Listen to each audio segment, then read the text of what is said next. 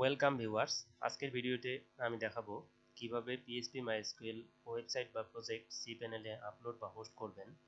এই ভিডিওটি আসলে cPanel-এ যারা নতুন, যারা অনলাইনে ওয়েবসাইট বা ওয়েব অ্যাপ্লিকেশন রান করানোর জন্য ডোমেইন হোস্টিং কিনেছেন তাদের জন্য। তো আজকে আমি PHP ওয়েবসাইটটা সাবডোমেনে রান করাবো, মূল ডোমেনে নয়। একই প্রসেসে আপনারা সাবডোমেন অথবা মূল ডোমেইনে রান করাইতে পারেন। এখানে দুটি জিনিস দেখতে পাচ্ছি, অ্যাড অন ডোমেইন এবং সাবডোমেইন। তো অ্যাড অন ডোমেইনটা হচ্ছে পূর্ণাঙ্গ নতুন একটা ডোমেইন আরও অ্যাড করা যায়, সেটা হচ্ছে অ্যাড অন ডোমেইন। আর সাবডোমেইন হচ্ছে আমি যে ডোমেইনের মধ্যে আছি তার সামনে আরেকটা অংশ যুক্ত করে একটা সাবডোমেইন তৈরি করা হয়। তো আমি সাবডোমেইন তৈরি করতেছি।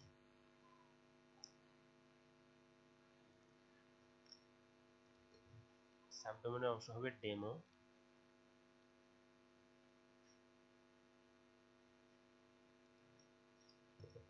তো এই যে এইটা হয়ে যাবে এখন আমার নতুন অ্যাড্রেস, demo.webkinsoft.com।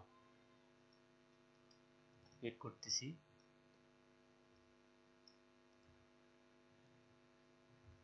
তো এই দেখেন আমার সাবডোমেইনটা তৈরি হয়ে গেছে। আমি যদি ভিজিট করি তো এরকম দেখাচ্ছে। তো এই যে একটা নতুন ফোল্ডার জেনারেট হয়ে গেছে, তো এটা আপনারা ডিলিট করবেন না। তো এইখানে আমরা PHP MySQL প্রজেক্টটা আপলোড করব।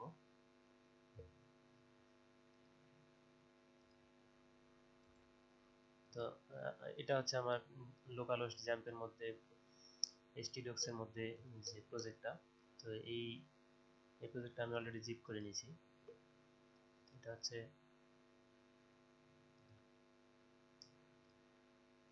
এখান থেকে আপলোড বাটনে ক্লিক করলে যে পেজটা আসতেছে সেখানে সিলেক্ট ফাইল দিতে পারি অথবা ড্র্যাগ এন্ড ড্রপ করেও দিতে পারি।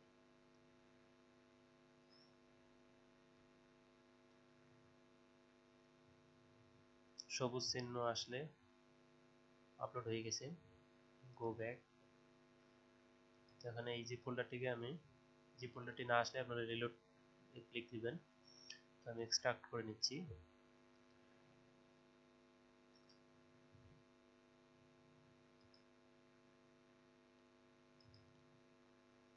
এবং এই জি ফোল্ডারটি আপনারা ডিলিট করে দিবেন, কারণ হচ্ছে এটা অনেক সময় ডাউনলোডেবল হিসেবে থাকে এবং cPanel-এ ফাইল বেশি হয়ে থাকে। তো হচ্ছে এটা আপনারা লোকালি একটা সেভ করে রাখবেন ব্যাকআপ হিসেবে। অনেকে এখানেও রাখে ছোট প্রজেক্ট হলে।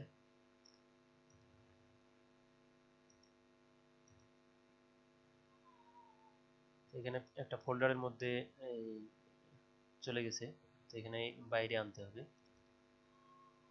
এই যে মূল ফাইলগুলা সিলেক্ট অল মুভ। আমি চাচ্ছি যে সাবডোমেনের মূল সাবডোমেনের মধ্যে প্রজেক্টটা থাকবে। তো এটা হচ্ছে মূল সাবডোমেন, এর মাঝে থাকবে আপ ওয়ান লেভেল। তো এখানে চলে এসেছে। তো এখানে আগের ফোল্ডারটি ডিলিট করে দিই।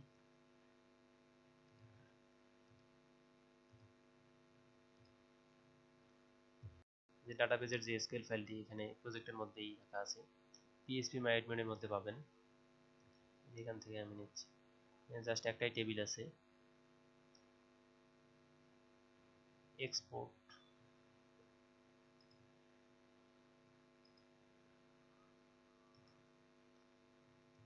আমি অলরেডি এক্সপোর্ট করে নিয়েছিলাম। হচ্ছে এই ফাইলটি এখানে দরকার নেই।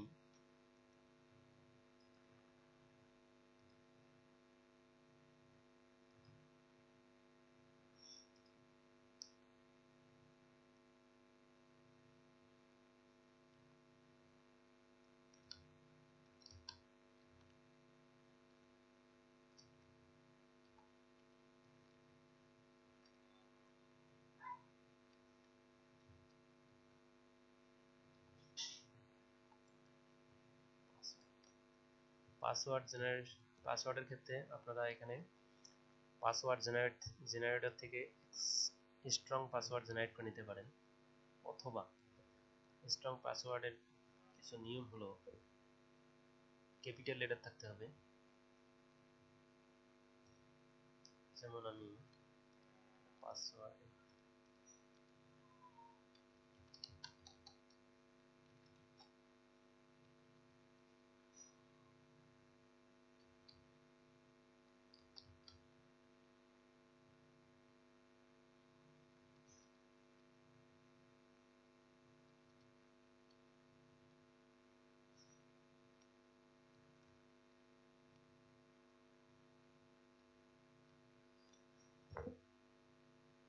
এটা একটা স্ট্রং পাসওয়ার্ডের নমুনা, যে হচ্ছে অ্যাটলিস্ট একটা ক্যাপিটাল ক্যারেক্টার,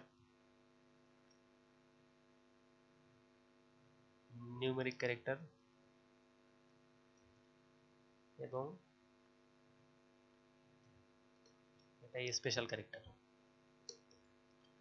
এই মিলে এবং অ্যাটলিস্ট 8 ক্যারেক্টারে যাতে হয়, এভাবে একটা স্ট্রং পাসওয়ার্ড জেনারেট তৈরি হয়। এটা হচ্ছে যদি এখানে দিই,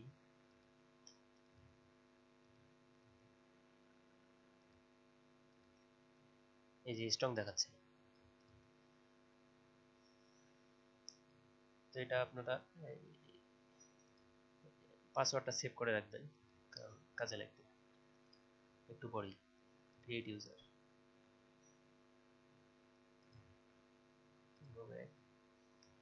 এখন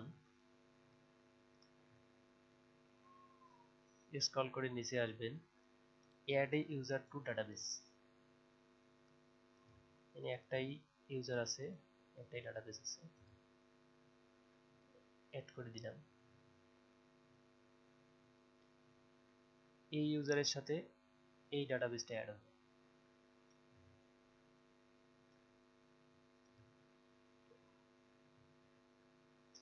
এখানে প্রিভিলেজেস, সাধারণত অল প্রিভিলেজেস দেওয়া হয়। মেক চেঞ্জেস, আমাদের ডাটাবেস এবং ইউজার তৈরি হয়ে গেছে।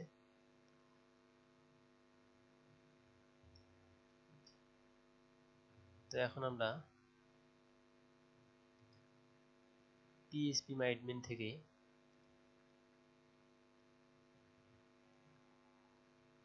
এই যে এখানে আমাদের ডাটাবেসটা চলে এসেছে। এখানে কিন্তু জ্যাম্পের লোকাল হোস্টের মতো, জ্যাম্পের PHP MyAdmin এর মতো, এখানে কিন্তু জ্যাম্পের PHP MyAdmin এর মতো নিউ ডাটাবেস অপশন থাকবে না, কারণ ডাটাবেস আমরা যেভাবে তৈরি করলাম সেভাবেই তৈরি করতে হবে। এখানে এখানে আমাদের ডাটাবেসটা ইম্পোর্ট করে নিতে হবে।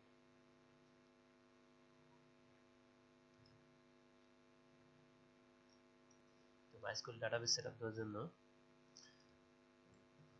cPanel এর মধ্যে যাই, এখান থেকে MySQL database, create database,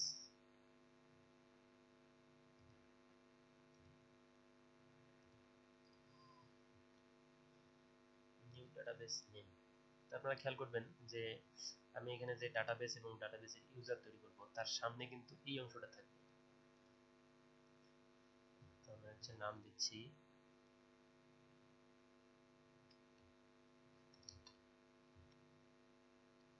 ajax php।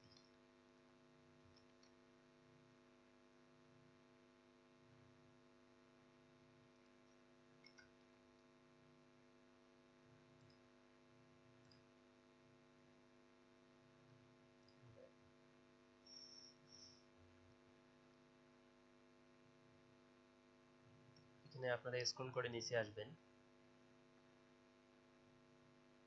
আসার পর এখানে ওই ডাটাবেসের জন্য ইউজার তৈরি করতে হচ্ছে।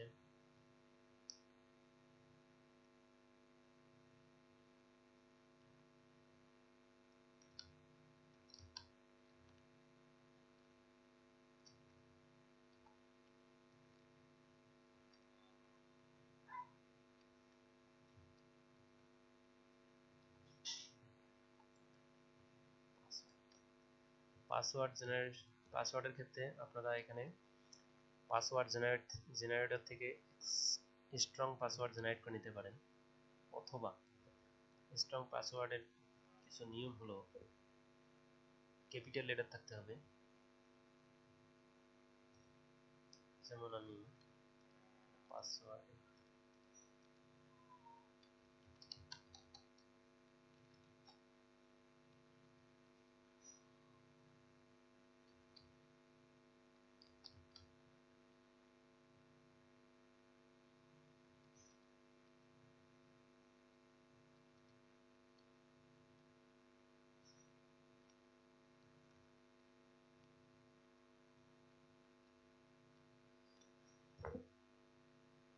এটা একটা স্ট্রং পাসওয়ার্ডের নমুনা, যে হচ্ছে অ্যাটলিস্ট একটা ক্যাপিটাল ক্যারেক্টার, নিউমেরিক ক্যারেক্টার এবং এটা স্পেশাল ক্যারেক্টার, এই মিলে এবং অ্যাটলিস্ট 8 ক্যারেক্টারে যাতে হয়, এভাবে একটা স্ট্রং পাসওয়ার্ড জেনারেট তৈরি হয়। এটা হচ্ছে যদি এখানে দিই,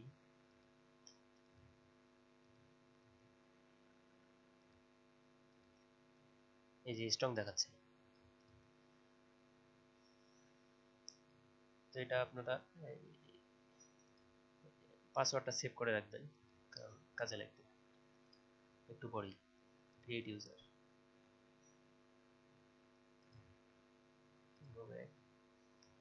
এখন স্ক্রল করে নিচে আসবেন, add a user to database. এখানে একটাই ইউজার আছে, একটাই ডাটাবেস আছে,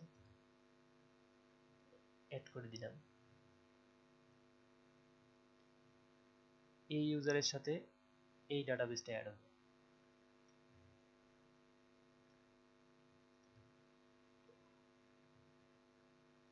এখানে প্রিভিলেজেস, সাধারণত অল প্রিভিলেজেস দেওয়া হয়। মেক চেঞ্জেস, আমাদের ডাটাবেস এবং ইউজার তৈরি হয়ে গেছে।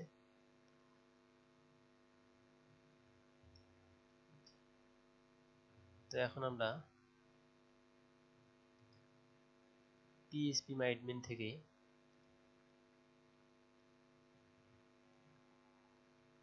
এই যে এখানে আমাদের ডাটাবেসটা চলে এসেছে।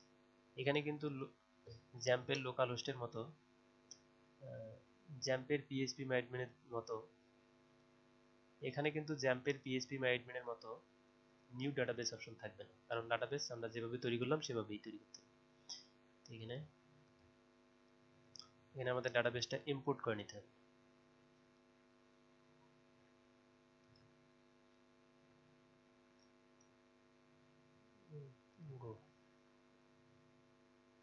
তো এদিকে আপলোড হচ্ছে, আপলোড হয়ে গেছে। এই যে একটাই টেবিল আছে ডাটাবেসে। এখন আমাদের যে প্রজেক্টের মধ্যে ডাটাবেস কানেকশন পেজটা এডিট করতে হবে। তো এই ডাটাবেস কানেকশন পেজটা বিভিন্ন প্রজেক্টের বিভিন্ন ফোল্ডারের মধ্যে থাকে। তো আপনারা দেখে নেবেন যে ডাটাবেস কানেকশনের স্ট্রিংগুলো কোথায় আছে। এডিট,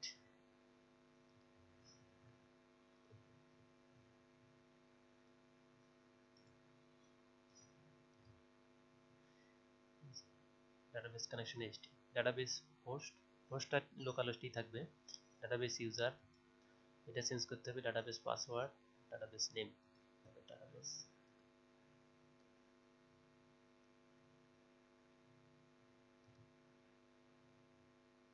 ডাটাবেস নেম,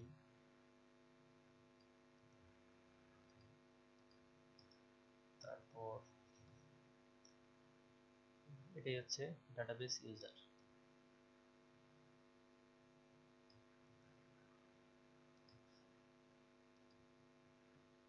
এখানে ডাটাবেস ইউজার,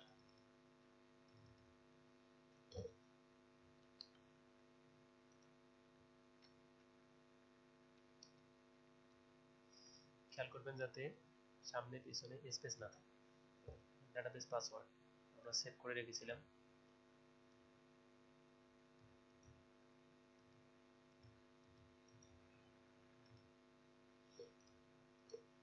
এই হচ্ছে ডাটাবেস কানেকশন পেজ এডিট,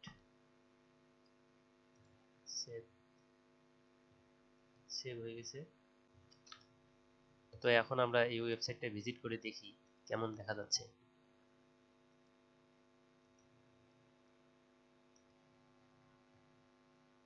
এই যে এটা একটা সিম্পল প্রজেক্ট ছিল যে ডাটাবেসে ইউজার টেবিলে যত মেল এবং ফিমেল ইউজার আছে, তো তাদেরকে মেল এবং ফিমেল আলাদাভাবে 1 মার্ক ইনক্রিমেন্ট হবে।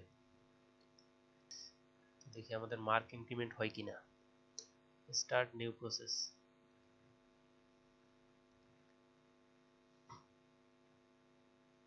হচ্ছে, তো মাঝখানে আমরা থামাই দিতে পারি, ইউ স্টপ দ্য প্রসেস। এখন এই অবস্থায় আমরা ওভার করতে পারি।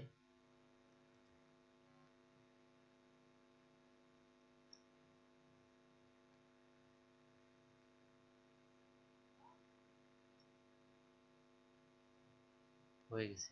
তো দেখি আমাদের ডাটাবেজে চেঞ্জটা আসছে কিনা।